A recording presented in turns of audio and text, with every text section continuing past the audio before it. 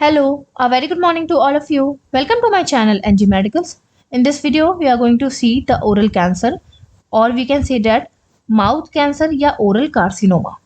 तो ऑब्वियस सी बात है, ओरल मीन्स होता है माउथ के अंदर, कैंसर मीन्स होता है abnormal growth of the cells. तो चलिए देख लेते हैं कि यहाँ पे क्या चल रहा है, क्यों हो रहा है ये कैंसर।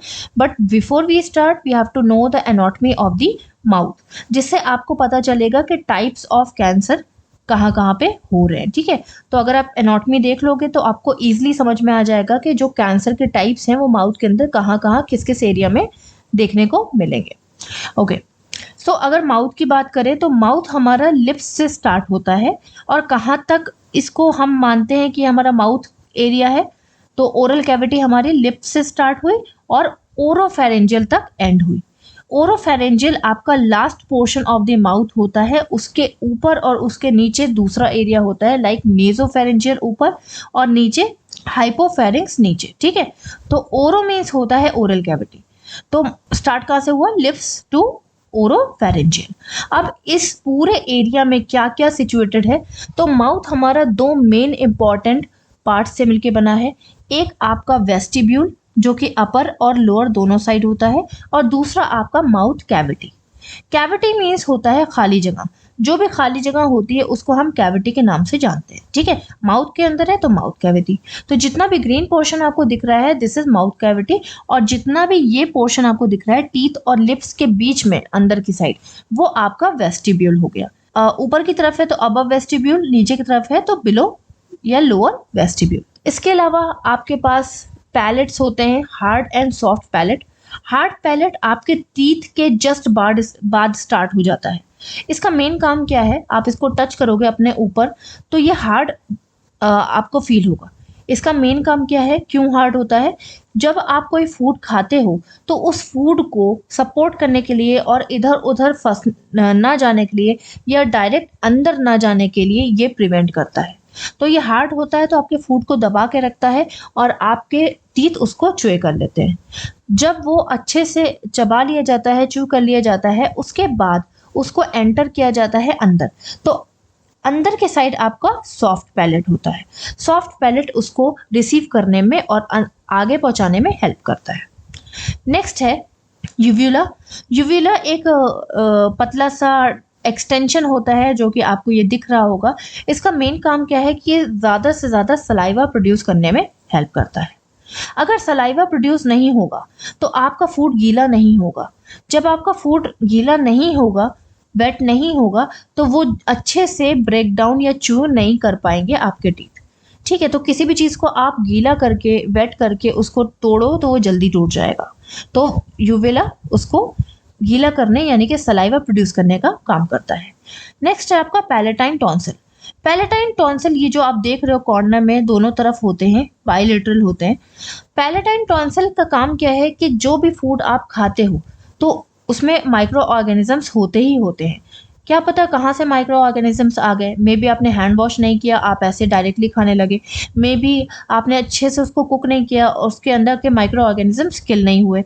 तो माइक्रो ऑर्गेनिजम्स डायरेक्ट आपके स्टमक में ना चले जाएं, बॉडी के अंदर ना चले जाएं, उसके लिए आपका पैलेटाइन टॉन्सिल क्या करता है, WBC प्रोड्यूस करके उसको मार देता है। नेक्स्ट आ जाते हैं डॉर्सम ऑफ द टंग। तो टंग आप जानते हो कि उसके पास टेस्ट बड्स होते हैं और टंग का बहुत काम होता है, वो सब बहुत नॉर्मल है, सो इसको मैं डिस्कस नहीं करूँगी। फ्रियोनेलम। फ्रियोनेलम अपर एंड लोअर साइड दोनों तरफ होता है। इसका सिर्फ एक काम है कि ये कनेक्शन बनाता है between your teeth and the lips, जिससे कि आपके लिप्स और टीथ अच्छे से काम कर पाए। वेस्टिब्यूल मैं आपको बता ही चुकी हूँ कि वेस्टिब्यूल आपके टीथ और लिप्स के बीच में जो एरिया होता है दैट इज वेस्टिब्यूल, और कैविटी भी मैं आपको बता चुकी हूँ। चलिए अब देख लेते हैं about the cancer. So oral means होता है माउथ, कैविटी मीन्स होता है एम्प्टी स्पेस, मैं आपको बता चुकी हूँ। कैंसर जो कि माउथ के ओरल कैविटी में देखने को मिल रहा है that is known as oral cancer, यानी कि माउथ के अंदर कोई भी abnormal growth of the cells देखने को मिल रही है that is known as oral cancer. So it is very common in India. क्यों? क्योंकि मुकेश वाला ऐड तो शायद आप सभी ने देखा होगा, स्टार्टिंग में ही दिखा देते हैं, अब तक तो बेचारा मर गया होगा। तो क्योंकि हमारे इंडिया में टोबैको स्मोकिंग, अल्कोहल वगैरह ये सब बहुत यूज़ किया जाता है, जिसकी वजह से क्या हो रहा है कि इंडिया में ओरल कैंसर बहुत कॉमनली देखने को मिलता है। इंसिडेंस रेट की अगर बात करें तो 5 people over in India die every hour per day, मतलब हर एक दिन में, हर एक घंटे में 5 पीपल की डेथ हो रही है because of the oral cancer. उसका रीजन मैं आपको बता चुकी हूँ। तो सबसे most common type of cancer, जो कि ओरल कैंसर बहुत तरह के होते हैं, लेकिन सबसे most common type of cancer कौन सा है? स्क्वामस सेल कार्सिनोमा या squamous cell cancer of the oral cavity. Squamous cell cancer इतना कॉमन इसलिए है क्योंकि पूरे माउथ के अंदर स्क्वामस सेल सिचुएटेड होते हैं। तो सिंपल सी चीज़ है, जो सेल ज़्यादा देखने को मिलेंगे उनके पास ज़्यादा चांसेस होंगे कैंसर को कैंसर को कैरी करने के लिए। तो सिंपल सी चीज़ है, पूरे माउथ कैविटी में आपको स्क्वामस सेल देखने को मिल रहे हैं। That's why squamous cell carcinoma is most common. Most common part कौन सा है? आपका टंग। आपने बहुत बार देखा होगा कि टंग जो है, टंग के ऊपर बहुत आपको देखने को कैंसर्स मिलेंगे। वो इसलिए क्योंकि टंग जो है वो कहीं ना कहीं किसी भी चीज़ को, मतलब आप देख सकते हो कि टंग एक हमारा सबसे मोस्ट इम्पॉर्टेंट ऑर्गन है आपके माउथ का, जो कि हर चीज़ को टेस्ट भी करता है और हर चीज़ के लिए वो रिस्पॉन्सिबल भी होती है। तो कुछ भी अगर आप टोबैको भी अगर साइड में रखोगे अपने, तो टंग अफेक्टेड होगी। बाकी इस पे रिसर्च चल रही है कि मेनली टंग का साइड वाला पार्ट ही क्यों अफेक्टेड होता है। तो लेटरल 2/3 ऑफ द टंग आपको देखने को मिलेगा। मोस्टली अगर कैंसर डेवलप हो रहा है तो 2/3 ऑफ द टंग में देखने को मिलेगा, लेटरल यानी साइड्स में। माउथ कैंसर भी इसको बोलते हैं। और सिंपल अगर देखा जाए तो lips, gums, tongues, inner lining of the cheeks, या आपके माउथ के रूफ में या माउथ के नीचे की साइड में, हर जगह ओरल कैंसर देखने को मिल सकता है।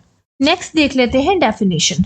तो जैसा कि मैंने आपको बताया है कि कोई भी कैंसर है उसकी एबनॉर्मल ग्रोथ या अनकंट्रोल ग्रोथ होने लगती है अगर वो मैलिग्नेंट है। तो बेनाइन में भी होती है पर एक टाइम पे वो रुक जाती है या स्लो ग्रोथ होती है। तो अनकंट्रोल या uncoordinated and uncontrol growth of the cells into the oral cavity. Mouth के अंदर क्या चल रहा है? ग्रोथ जो है वो अनकंट्रोल होती चली जा रही है, रुक ही नहीं रही है, उसको हमने कैंसर बोल दिया। अच्छा, अब आप सोच रहे होंगे कि चलो होने दो ग्रोथ, उसमें दिक्कत क्या है? उसमें दिक्कत ये है कि जब एबनॉर्मल सेल्स की ग्रोथ होने लगती है तो वो आपके नॉर्मल सेल्स की ब्लड सप्लाई खींचने लगती है।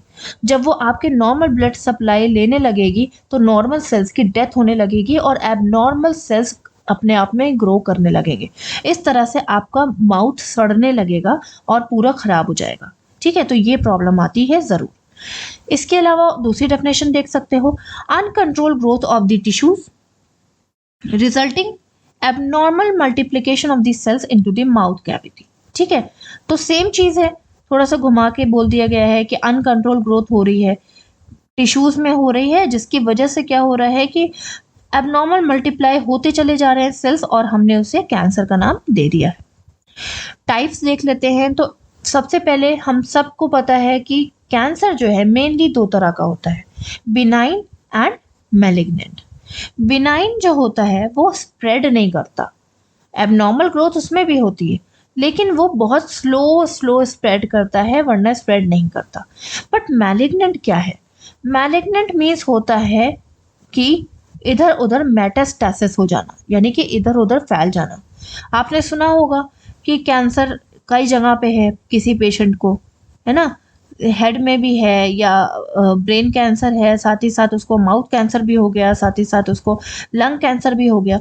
तो जो कैंसर स्प्रेड होते हैं ऑल ओवर द बॉडी में, उनको हम मैलिग्नेंट बोलते हैं और यही इंपॉर्टेंट कैंसर्स हैं सबसे ज़्यादा। तो चलिए पहले हम लोग मैलिग्नेंट डिस्कस करेंगे, देन बिनाइन। फर्स्ट है आपका स्क्वामस सेल कार्सिनोमा, जो कि मैंने आपको बताया मोस्ट कॉमनली देखने को मिल जाता है, 90% देखने को मिलता है। आप सोच लो, कोई भी कार्सिनोमा माउथ में अगर होगा तो जब आप उसको आइडेंटिफाई करोगे तो वो स्क्वामस सेल कार्सिनोमा ही निकलेगा। तो इसका रीजन मैंने आपको बता दिया कि पूरे माउथ कैविटी को स्क्वामस सेल ने घेर रखा हुआ है।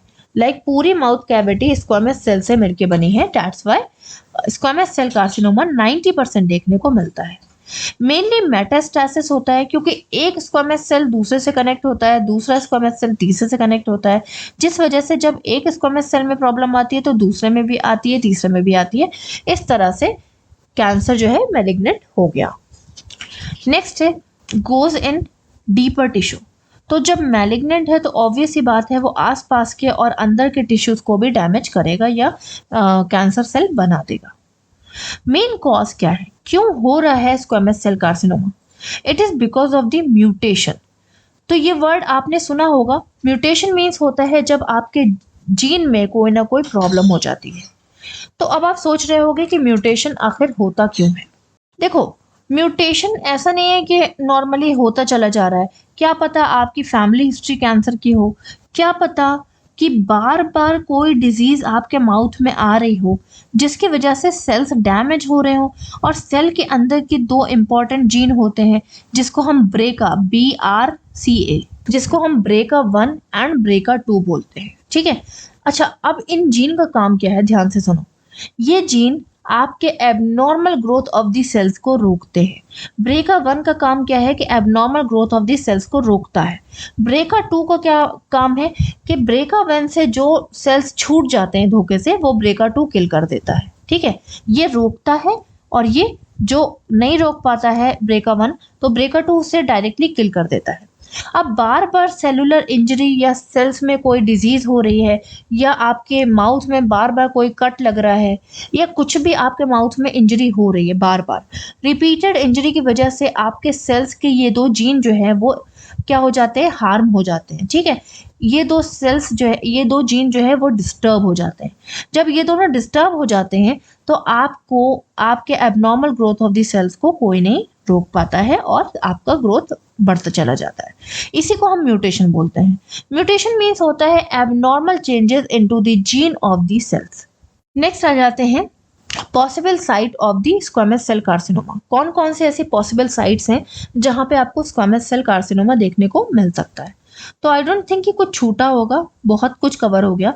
लाइक लिप्स में भी मिल सकता है, चाहे वो लोअर हो चाहे वो अपर हो। टंग में इजीली मिल सकता है, सबसे कॉमन साइट है। माउथ के फ्लोर एरिया में, यानी कि जब आप अपने टंग ऊपर करते हो जो नीचे वाला एरिया होता है वहां पर भी मिल सकता है। जिंजिवा यानी गम्स के अंदर भी मिल सकता है। सॉफ्ट पैलेट में भी मिल सकता है, और बकल म्यूकोसा यानी कि ये जो गाल वाला एरिया है, ये चीक्स के अंदर वाला एरिया, यहाँ पर भी मिल सकता है। ये सारी चीजें जो है वो आपके स्क्वेमस सेल से मिलके बनती हैं। नेक्स्ट आ जाते हैं वेरिकोस कार्सिनोमा या कैंसर। इसमें क्या है कि ये सिर्फ केवल 5% ही देखने को मिलता है, लेकिन ये आसपास के एरिया में स्प्रेड हो सकता है। क्यों? क्योंकि ये टाइप कैसा है, मैलिग्नेंट टाइप का है। हम अभी मैलिग्नेंट वाले ही सारे पढ़ रहे हैं। So occurs nearby organs. Mainly ये अंदर देखने को बहुत कम मिलता है। आसपास के एरिया जैसे कि आपका अपर लिप हो गया, जैसे कि आपका लोअर लिप हो गया, जैसे कि आपका ये कॉर्नर वाला एरिया हो गया, इन सारे एरियाज में देखने को ये नॉर्मली मिल सकता है। और जब ये देखने को मिलेगा नॉर्मली तो ये अंदर की तरफ स्प्रेड हो जाता है। काफी अनकॉमन है, बट अगर हुआ तो ये जरूर स्प्रेड होगा अंदर की तरफ। नेक्स्ट आ जाते हैं minor salivary gland tumour. Minor salivary gland tumour means है कि जितने भी सिलाइवरी ग्लैंड हैं आपके, वो सारे में कैंसर या किसी एक में भी कैंसर हो गया है। तो देखो, कॉमन साइट कौन सी है? माइनर सिलाइवरी ग्लैंड ट्यूमर में सबसे मोस्ट कॉमन कौन सी सिलाइवरी ग्लैंड है? आपकी पैरोटिड ग्लैंड।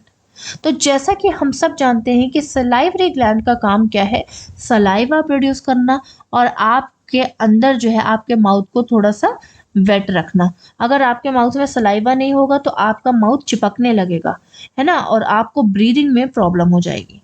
साथ ही साथ आपका जो सलाइवा है वो आपको माउथ में एंटीबॉडीज का भी प्रोडक्शन करता है।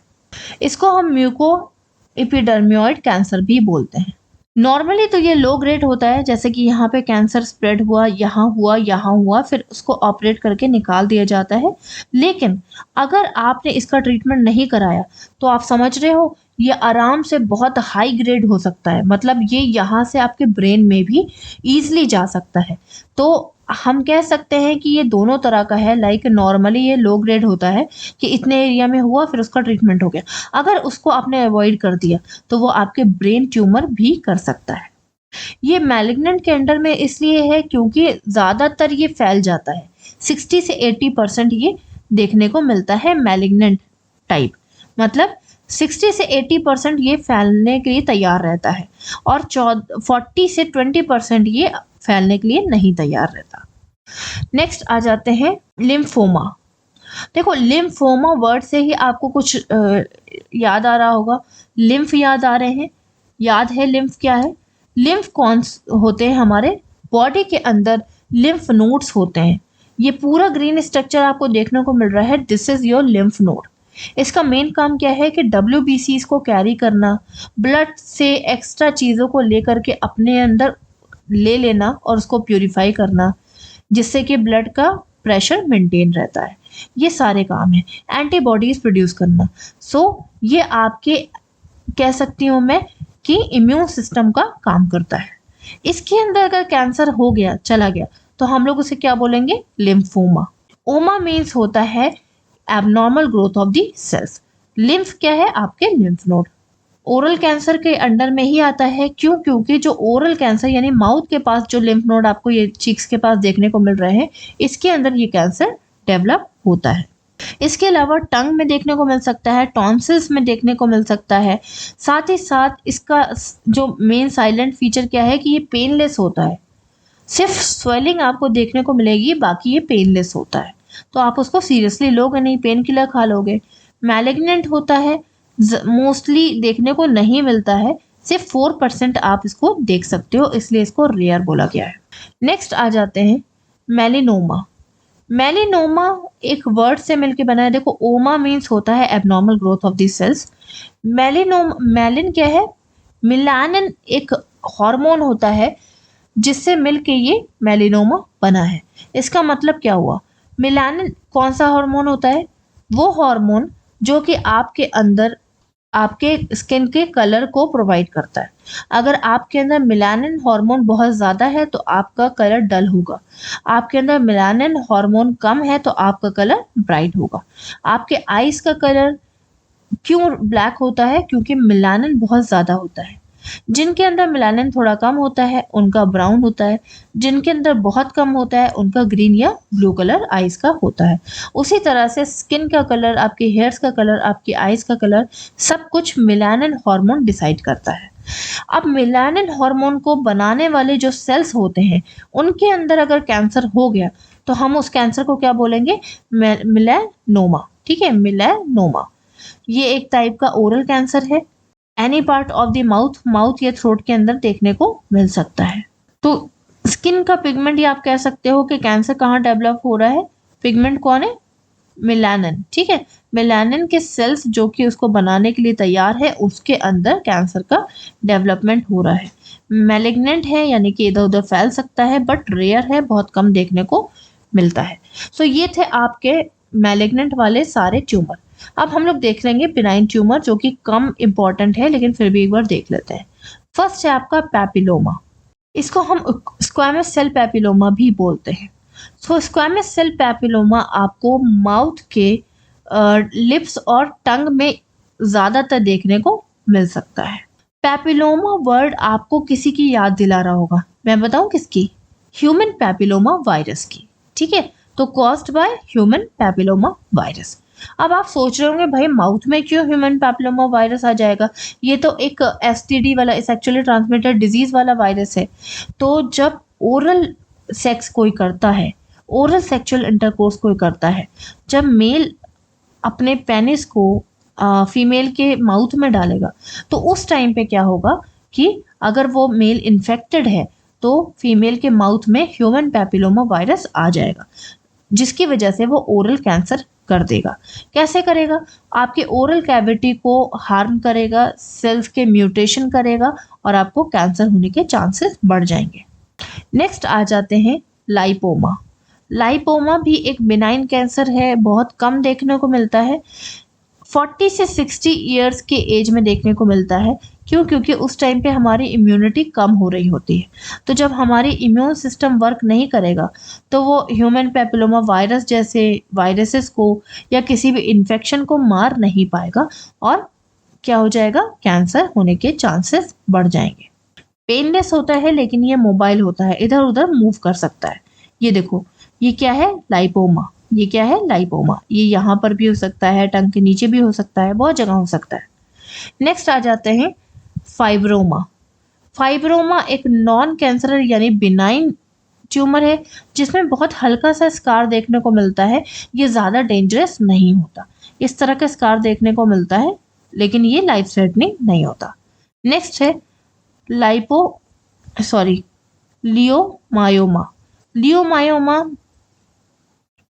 माउथ के अंदर स्मूथ मसल्स में, जहां पर आपको स्मूथ टच करने पे स्मूथ लगे, वहां हर जगह देखने को मिल सकता है। बहुत रेयर होता है, कॉमनली देखने को नहीं मिलता है क्योंकि 90% स्क्वामस कार्सिनोमा, सेल कार्सिनोमा ही देखने को मिलता है। अगर ये हो भी जाए तो बिनाइन है, इस वजह से इसकी ग्रोथ बहुत ही ज़्यादा स्लो होगी, वरना उतनी ही रहेगी। ठीक है। कॉमन साइट क्या है इसकी? ये बकल म्यूकोसा। बकल म्यूकोसा क्या है? आपके चीक्स के अंदर वाला area, this is buccal mucosa. Next आ जाते हैं पायोजेनिक ग्रैनुलोमा। पायोजेनिक ग्रैनुलोमा भी एक तरह का कैंसर है, ओरल कैविटी का, बिनाइन है। ये हम बिनाइन वाला डिस्कस कर रहे हैं तो ऑब्वियसली ये बिनाइन है। बहुत सारी जगह हो सकता है, जैसे आपके गम्स में हो सकता है, आपके लिप्स में हो सकता है, टंग या बकल म्यूकोसा में भी हो सकता है। स्मॉल होता है क्योंकि इसकी ग्रोथ जल्दी नहीं होती है, बहुत स्लो ग्रोथ होती है। तो ये थे हमारे मैलिग्नेंट और बेनाइन के सारे कैंसर्स। बिनाइन में अभी और भी हैं लेकिन हम लोग वो डिस्कस नहीं करेंगे क्योंकि वो ज़्यादा इंपॉर्टेंट नहीं है। नेक्स्ट आ जाते हैं स्टेजेस। तो स्टेजेस में देखो, हर कैंसर 4 स्टेज में डिवाइड होता है, हम सभी जानते हैं। फर्स्ट स्टेज का जो कैंसर है तो उसमें क्या हो रहा है कि कैंसर बहुत ही छोटा है, लाइक 2 सेंटीमीटर के से भी कम है। यहाँ पे देखो लेस देन 2 सेंटीमीटर है। ठीक, तो 2 सेंटीमीटर कितना होता है? एक मूंगफली के दाने के बराबर। और जाहिर सी बात है, जब वो इतना छोटा है तो वो इधर उधर कैसे स्प्रेड हो जाएगा? सिंपल सी चीज़ है। स्टेज 2 में क्या हो गया? अब 2 सेंटीमीटर से ज़्यादा हो गया, फिर भी अभी कहीं पर भी स्प्रेड नहीं है।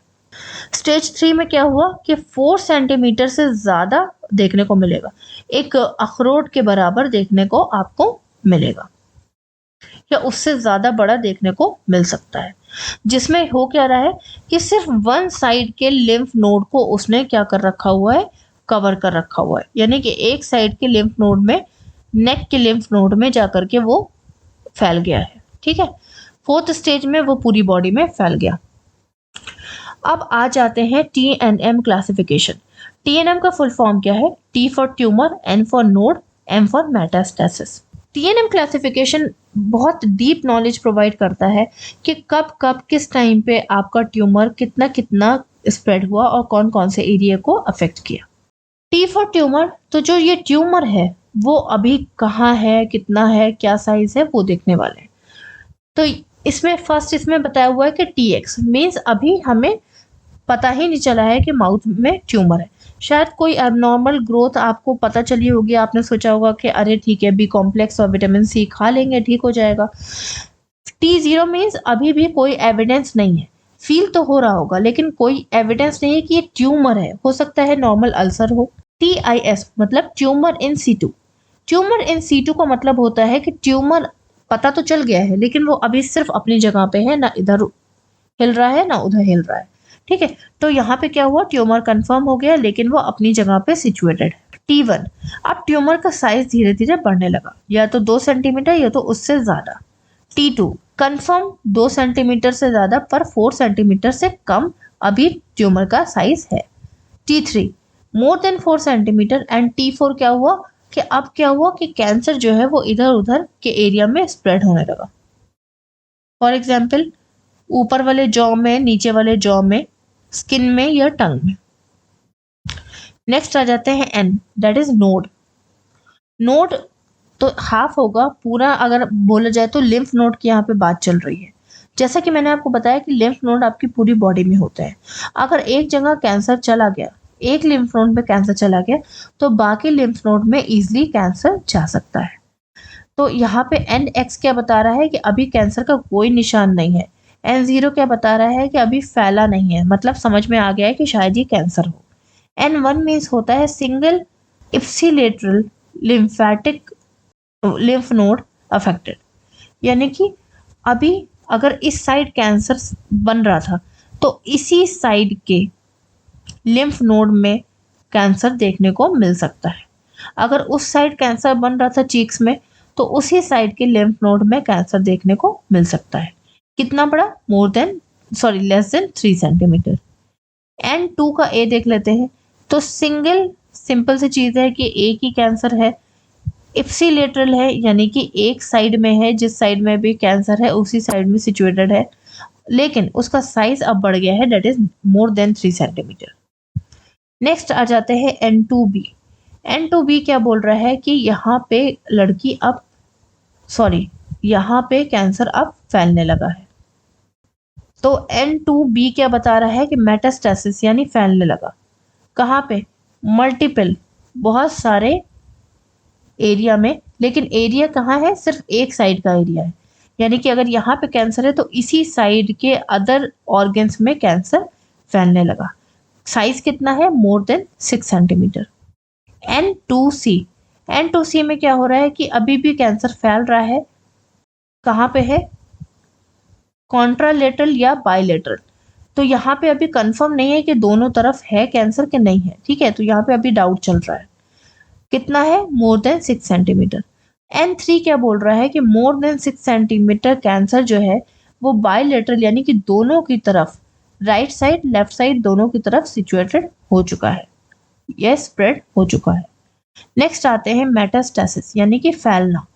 तो मेटास्टेसिस यानी M0 मीन्स होता है कि अभी कैंसर फैला नहीं है, तैयारी पे है।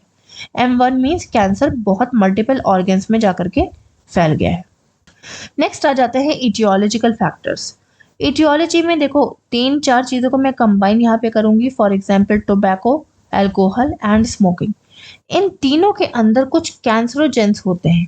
कैंसरोजेंस एक केमिकल्स होते हैं जो कि कैंसर को बनाने का काम करते हैं।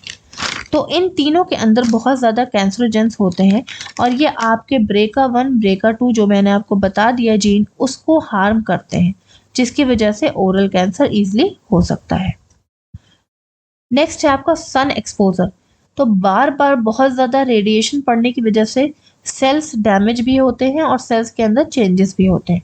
क्या पता कोई एबनॉर्मल चेंजेस हो गया हो जिसकी वजह से सेलुलर कैंसर हो गया।